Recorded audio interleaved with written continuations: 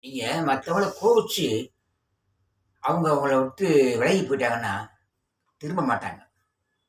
நல்லா எழுதி வச்சுக்கங்க. மத்தவங்கள புண்படுத்திட்டீங்கன்னா, அவங்க உங்கள விட்டு போனா போதும்ன்னு போயிருவாங்க. மூஞ்சில முழிக்க மாட்டேன்ட்டு போறாங்க. இது அடுத்தவங்களா இருந்தா பரவால்ல போயிட்டு போறாங்க. அவங்க நமக்கு தேவையில்ல. ஆனா, உங்க உடலை நீங்கள் கோவிச்சா என்ன ஆகும்?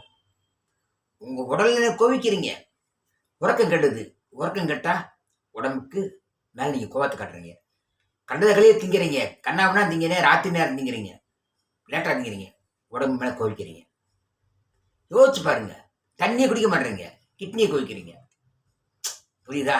இப்படி எல்லாத்தையும் உடம்ப கோவிச்சா, அந்த உடம்பு என்ன செய்ரும்? உங்கள முகத்த திருப்பிக்கிரும். உங்களுக்கு கோஆப்பரேட் பண்ணாது.